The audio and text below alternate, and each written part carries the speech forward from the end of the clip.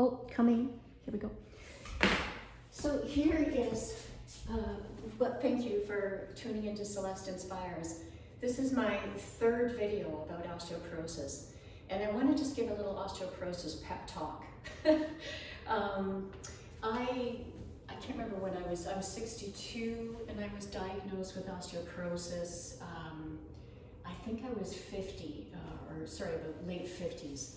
And I have had a very active life. I've been very fortunate. I've been able to, I started weight training when I was 13. I competed in bodybuilding when I was 21.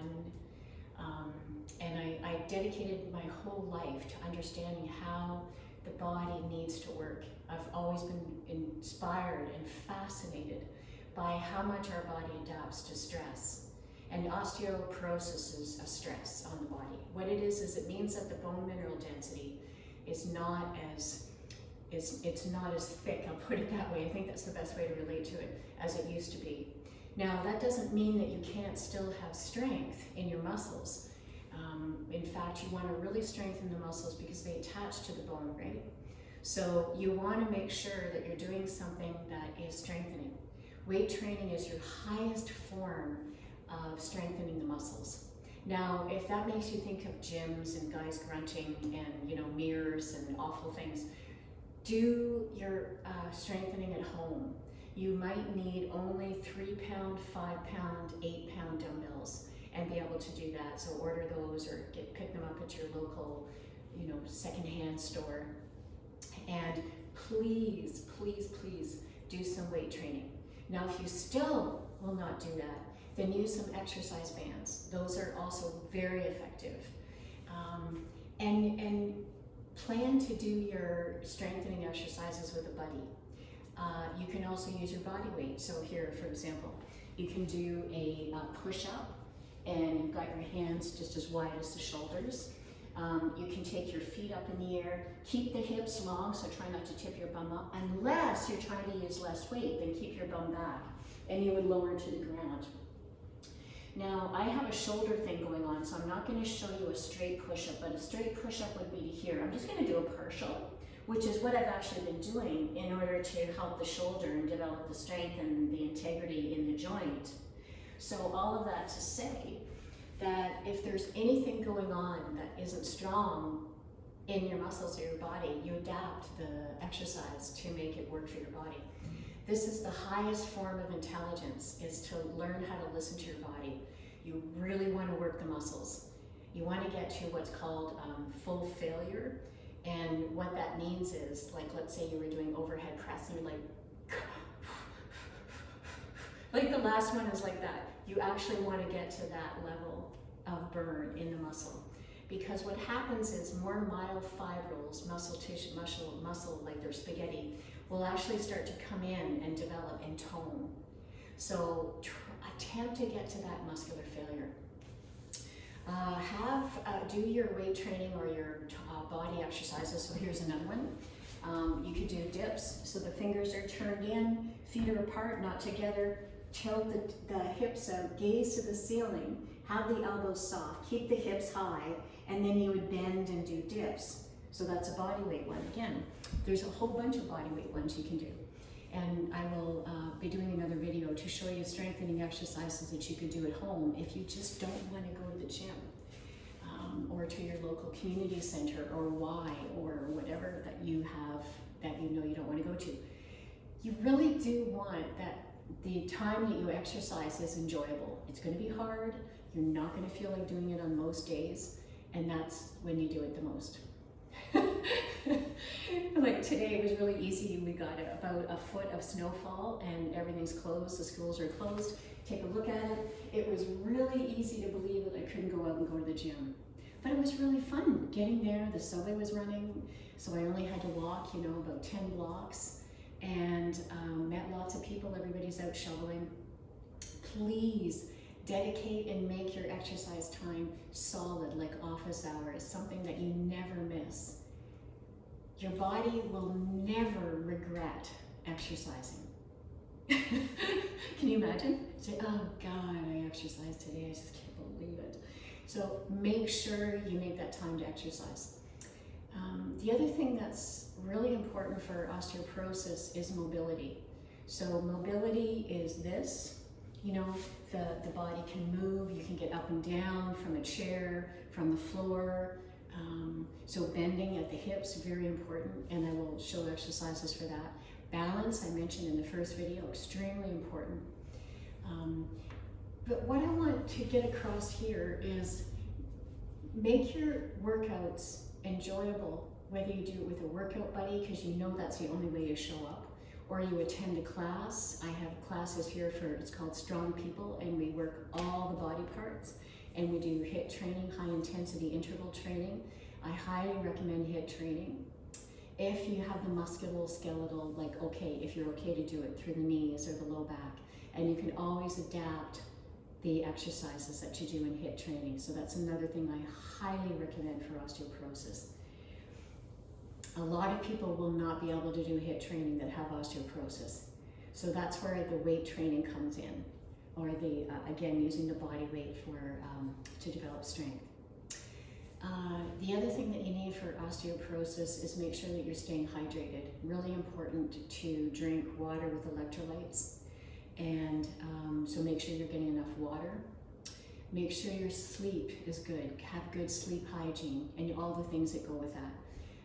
So, you know, making sure that you're not watching a screen for up to 2 hours before you go to bed, etc. So good sleep hygiene, you can Google that. I have that in one of the courses that I teach. So we are not living the way we used to. We're not moving, we're not outside. We're not getting up and down, you know, sitting on the floor, which is an excellent thing to do. So our hips are getting tighter, our low back, the facets in the spinal column are not working to hold us up because we aren't working on posture. So posture starts to get very forward. We get tighter in through the chest muscles here, and the shoulders come forward. And then pretty soon, this is what I see in yoga, somebody's forward bend looks like this. It's so difficult to access the lower back and the muscles along the spinal column. So that's really important, is to keep up this strength. It's a series of muscles that run on either side of the spine, and those are the muscles that you really want to work on hinging and lengthening. So that's important for osteoporosis. Laughing. I know that seems like, come on. I teach laughter yoga. I'm a big believer in enjoying your exercise and laughing, especially when you're doing core. It is so good to do, to giggle when you're doing core. I'll show you. So you're down, you have your hands behind your head. And you come up and you contract. Because when you giggle, laugh all out, you contract the core and you feel good. So, you know, practice laughter yoga, and you can Google that too. There's a whole bunch of fantastic videos on the laughteryoga.org website. I'm a certified teacher of laughter yoga. There's about 3 of us in Toronto, and I just don't run classes, so you'll need to go to the videos. So laughter, sleep, hydration, of course nutrition. Watch that you're getting K2. I know you're going to know about calcium and magnesium, again, staying hydrated. Make sure your protein intake is quite high. So you're looking at potentially 1 gram of protein per pound of body weight. Isn't that incredible? That's way up from the suggestions of 20 years ago. We've learned so much about the importance of protein. And often as people get older, they sometimes think they need less protein. You need as much. Now, you need to make that work for you, the protein work for you. So that's where the exercise comes in. Because if you have a high amount of protein intake and you're not really exercising much, it doesn't get utilized and it will get stored as body fat.